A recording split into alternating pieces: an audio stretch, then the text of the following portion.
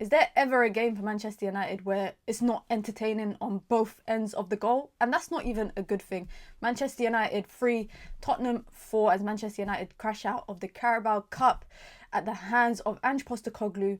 I got a bit to talk about, so of course, here's 5 things we learned in about 5 minutes. Let's go. Number 1. I think there is some concerns about Manchester United's number 9 striker options that they have right now. I mean, I saw Rasmus Højlund barely put a foot in against Archie Gray, who's not even a centre-back. Tottenham were missing their key centre-backs, and even with that, Rasmus Højlund really struggled to create anything as Manchester United's number 9 and just occupy the backline and be a nuisance. On the other end, you saw Dominic Solanke have a field day against Manchester United's backline, which again, there are cause for concerns in Manchester United's backline, and I'm going to get to that. But to me, this is a glaring issue that Amorim has in his team right now, and unfortunately, he just has to make do with what he has. But today, we saw the perfect example of a number 9 not being an influential number 9, and I think it'll be a concern the later we get into the season. And that takes me to my second point on the topic of the backline.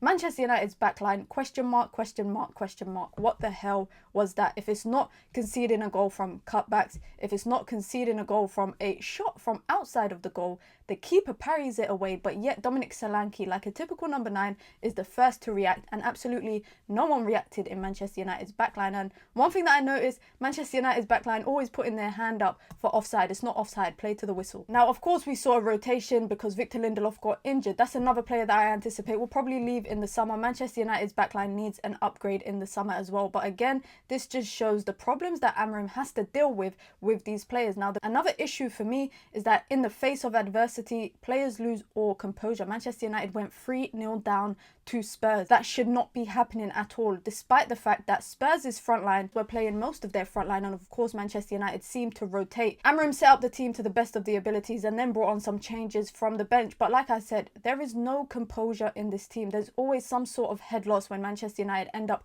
conceding, and that was on show again against Spurs. Now that takes me to my third point. I think it's clear as day that Manchester United, some of the B team players that they have, the backup players that they have, are just simply not good enough for Manchester United. I can see what Ruben Amorim is trying to implement. I saw some good passages of play, and you know what? Amorim said it after the game. He said that Manchester United were the better team for most parts of the game, but unfortunately in games, the better team does not always win. Manchester United had better XG. I know, guys, it's crazy. The person that says that stats are not always the be-all and end-all, I'm referencing XG because Manchester United shouldn't have been conceding 4 goals when the opponents had a less than 1 XG. That is another example for me of poor defense, poor man management from the game, in particular for the players, and like I said, just losing composure when unnecessary. Now, for me, I said going into the game, there's 2 things that I don't want to see Manchester United conceding, from a corner and from cutbacks, and lo and behold, both of that happened. Manchester United really need to address the issue from corners, from cutbacks, because this has been a glaring issue for Manchester United when it comes to conceding goals so easily in games. Now, a positive from this game I'll try to take away is Ahmad came off the bench and made a difference, got a goal and got an assist. But I don't know if you lot saw, but the goal that he scored is just prime time Ahmad. He's a press master, and we need more of that in Manchester United's front line. Spurs did not feel at threat from the 3 players that started up front for Manchester United. It's only when Ahmad came on that they started to feel the pressure. Ahmad cannot single-handedly change games for Manchester United consistently. It's a team effort. There's 11 guys on the pitch, and they need to all contribute to the effort. If more players made the pressing effort that Ahmad did, then maybe Manchester United would have been able to get a goal eventually. And that, of course, takes me to my final point.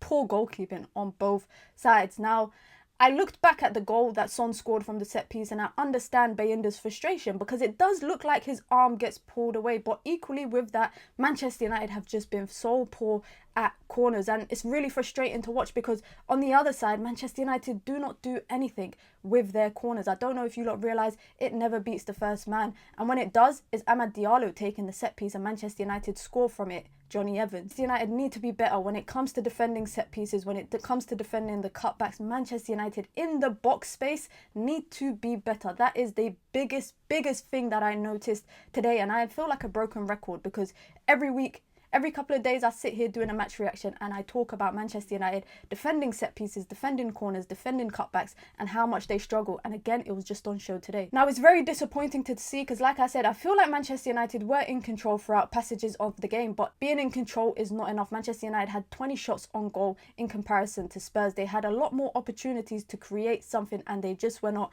clinical enough. And that seems to be the story coming out of every single game. Manchester United don't defend set pieces well. They don't defend cutbacks well. They don't take advantage of clinical chances that they should be putting away. But unfortunately, Manchester United fall short and drop out of the Carabao Cup. Now, let me know your thoughts about the game. Are you disappointed? Who stood out for you? What was the biggest glaring issue that you noticed in this result? Manchester United, like I said, drop out of the Carabao Cup. Spurs 4, Manchester United 3. Let me know down below what you thought and be sure to comment, like, subscribe if you are new here.